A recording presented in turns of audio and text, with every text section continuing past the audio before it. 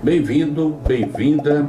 Tem um assunto diferente para tratar com você nesse momento. Eu recomendo a leitura do Evangelho de Marcos, capítulo 5. Eu quero falar do diagnóstico do demoníaco, o diagnóstico sobre a atuação do demoníaco. Trata-se do indivíduo que diretamente ou indiretamente, usando voluntariamente a sua vontade ou involuntariamente, pactua-se com o demônio. O indivíduo pode se apresentar inteiramente ou parcialmente possuído pelo demônio, ou pode estar sob influência demoníaca. O mal, o maligno, é tudo o que se opõe ao bem, tudo que se opõe ao amor, tudo que se opõe ao perdão, tudo que se opõe à reconciliação é demoníaco. Requer essa situação discernimento, conhecimento, serenidade para se fazer qualquer tipo de diagnóstico. E não é diferente com uma pessoa em transe, desregulada, desorientada, fora da realidade. É importante conhecer o estado nutricional da pessoa com delírios e alucinações, vez que os desnutridos apresentam esses sintomas e a causa pode ser fome. É preciso verificar se a pessoa nessa situação anormal está numa condição médica ou numa condição psiquiátrica. Pode estar, inclusive, numa crise de abstinência de drogas lícitas ou drogas ilícitas.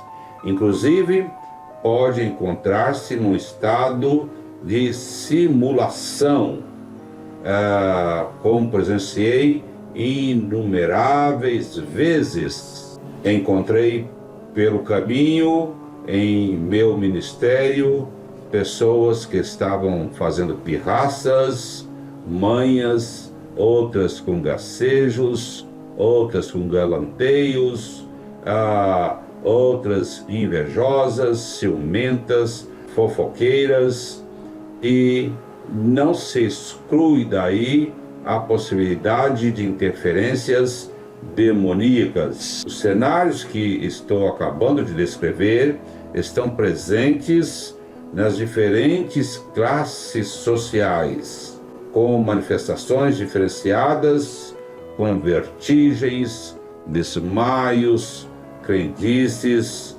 descrenças, deboches, ameaças, delírios, comicidades, subterfúgios, a hipocrisia, com religiosos e não religiosos, com líderes espirituais ou não, com ateus.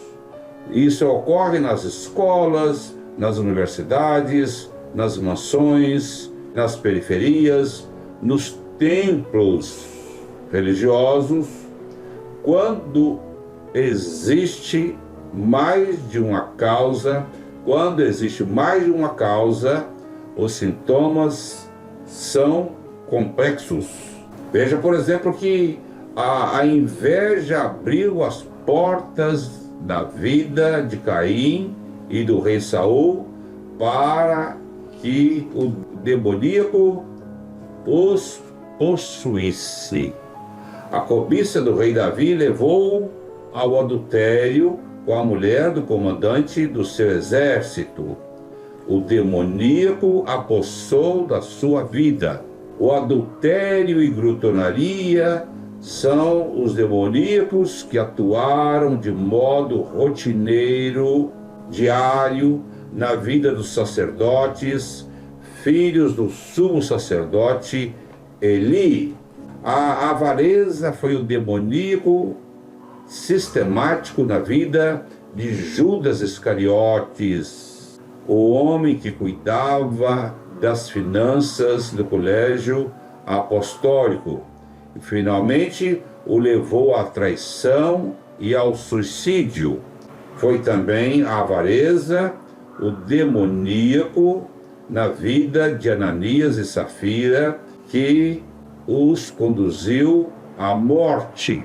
Por um momento, Pedro foi instrumento do demoníaco ao tentar desviar Cristo da cruz. É grande a listagem de leigos e clérigos que foram seduzidos e continuam sendo seduzidos e possuídos pelo demoníaco.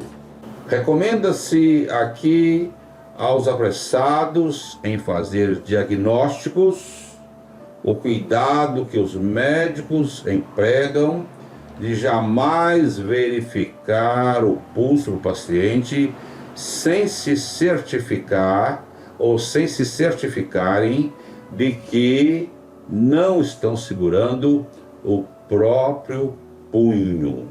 Diagnóstico é coisa séria.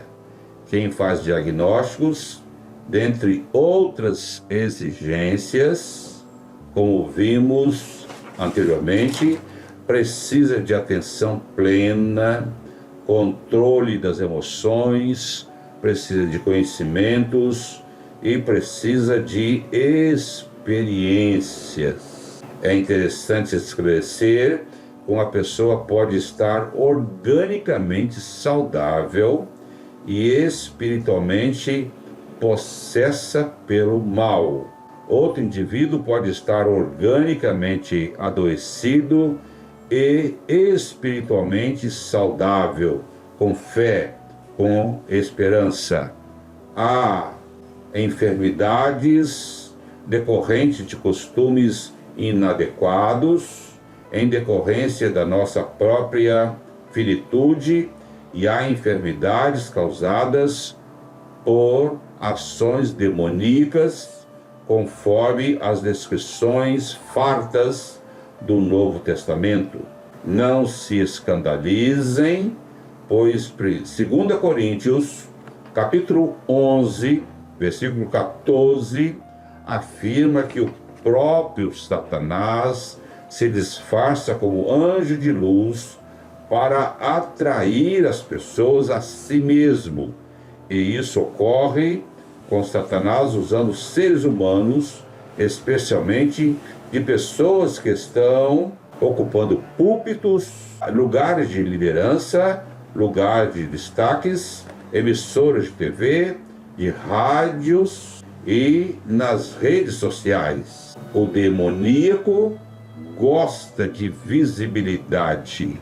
Ele procura visibilidade e encontra corpos de pessoas geralmente arrogantes, orgulhosas, dominadoras, manipuladoras, narcisistas, avarentas, para concorrer, ele, o demoníaco, para concorrer com Deus. Há incontáveis nuances do demoníaco.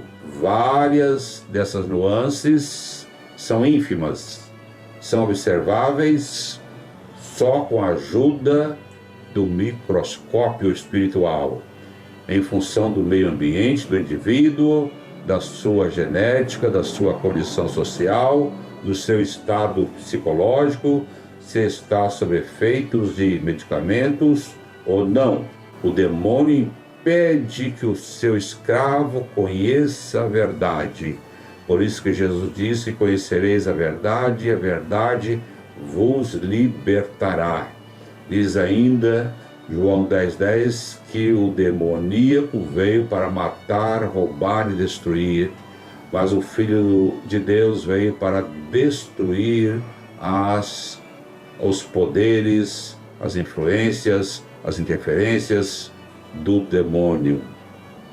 ele promove cegueira, ele promove mudez, surdez, promove distração, promove dispersão, torna a pessoa dependente de drogas controladas, de bebidas alcoólicas, oprime com as ilicitudes das drogas. O demônio cria e alimenta a incredulidade, a indiferença, insensibilidade, desdéns, deboches em relação à verdade, ao Evangelho de Jesus Cristo.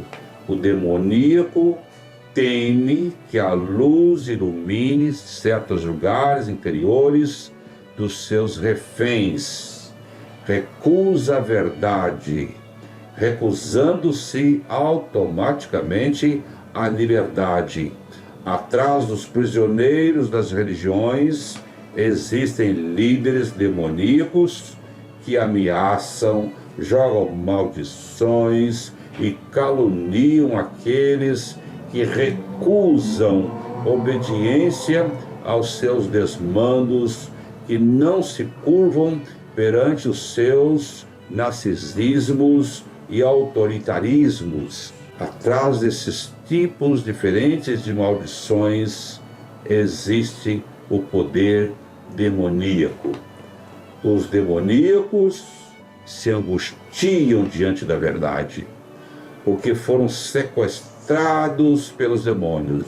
Têm ódio de quem desfruta de liberdade, de quem desfruta de autonomia, de quem desfruta de autenticidade, porque se arrastam na lama da mentira, dos enganos, dos fingimentos. Muitos deles têm uma espiritualidade sem Deus. No lugar de Deus, erigiram seus interesses, suas estátuas de Mamon, substituíram a graça pela meritocracia, substituíram as pregações por palestras motivacionais. No lugar da ajuda do alto, colocaram a alta ajuda, trocaram a nova aliança pela antiga aliança. Suas liturgias são influenciadas pelos símbolos do judaísmo. Insistem para levar os seus seguidores para visitar Israel. Israel é a Meca deles. E o Rio Jordão é o melhor lugar de batismo, segundo eles. Local, inclusive, em que políticos e religiosos que roubaram do erário batizam e são batizados. Os demoníacos gostam de peregrinações aos lugares ditos sagrados. O fim de quem rejeita a graça de Deus não é diferente do fim de Judas Iscariotes, Ananias, Safira, do rei Saul, que é a morte. Existe um tipo demoníaco diferente, um demônio quieto, bem comportado, que não incomoda, que não permite o escravizado se expressar. Ele tem gritos emudecidos, não pode verbalizar o seu sofrimento, não pode contestar, não pode denunciar.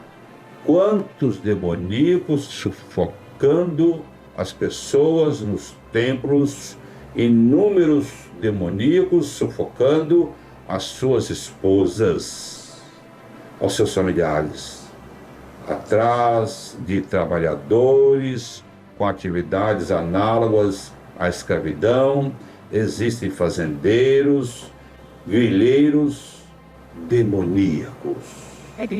Esses demoníacos manipulam, de preferência, os mais vulneráveis. Paralisam o potencial deles. Rouba-lhes a liberdade. Rouba-lhes a independência.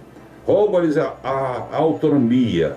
O indivíduo do texto bíblico de Mateus, capítulo 12:22 fala a respeito desta roubalheira. Ele vivia no silêncio sepulcral, silêncio de cemitério à meia-noite. O demoníaco emudece as suas vítimas no meio do sofrimento. O demoníaco está naquele que diz que em briga de homem e mulher ninguém pode meter a colher. O demoníaco está naquele que não denuncia a injustiça, que se acomoda. É difícil expulsar o demônio da mudez, da surdez e da cegueira.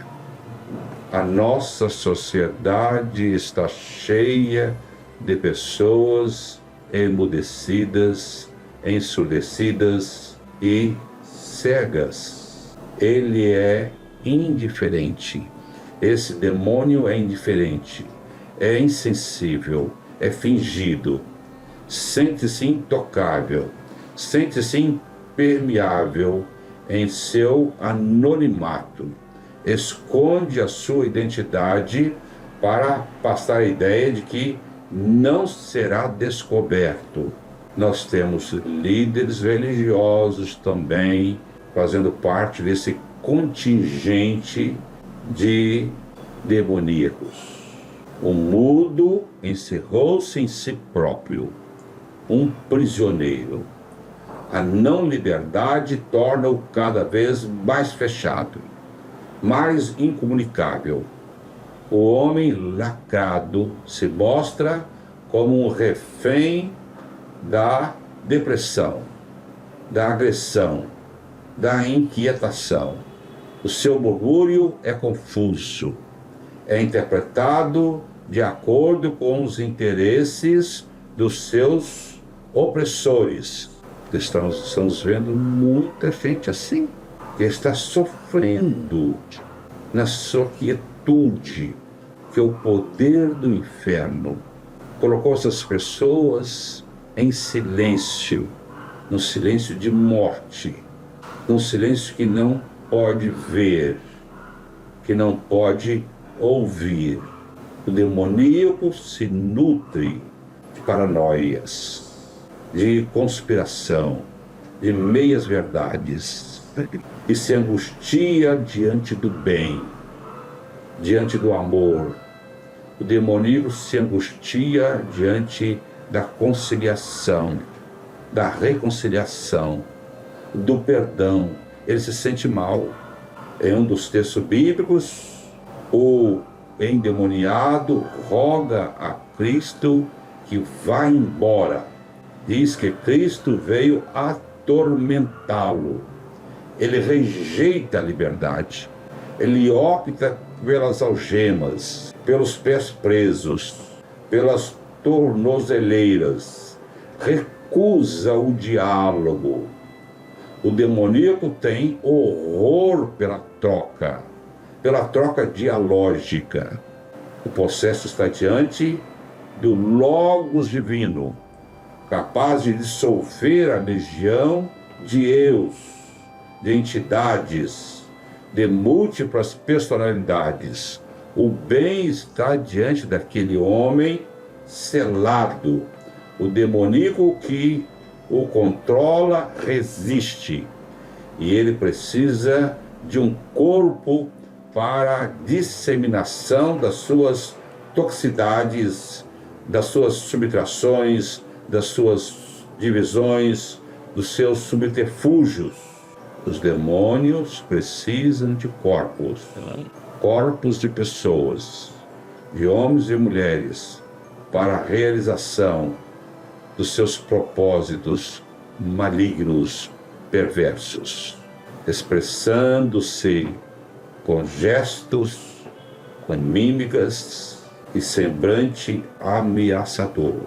Vemos estas manifestações até nos lugares ditos sagrados.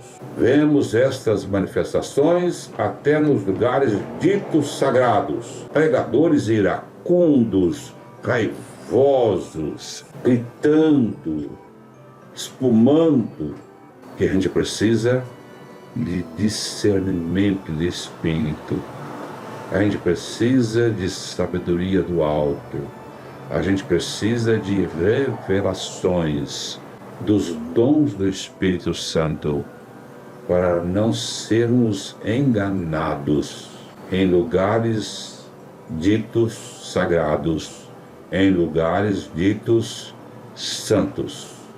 A mudez e a surdez demoníacas mantêm seres humanos em celas solitárias, com a interioridade sobrecarregada de monstros e de fantasmas. Essas pessoas se comunicam com sinais, falas de angústias, olhares apreensivos, com lucidez, ora sem lucidez. Esses escravos do demoníaco têm uma contínua repetição de mesmice do vazio, uma existência tediosa, tem uma contínua repetição da mesmice do vazio, uma existência tediosa, caminhando na contramão da vida, como se estivessem movidos pelas ondas agitadas do oceano. O sujeito nessa condição se angustia, vendo as pessoas livres, bailando, festejando e cantando. Tem medo de dar o salto qualitativo, de render-se a Cristo. E então negocia com o demônio, aceitando uma vida reduzida, uma vida pálida, anêmica e no conformismo, vivendo no reducionismo do destino. E um mal, disse Jesus, chama outro mal. Que o Senhor te dê sabedoria, discernimento, visão, revelação, para caminhar longe do demoníaco, longe das pessoas que estão tentando te enredar e levar para o abismo. Saúde e paz.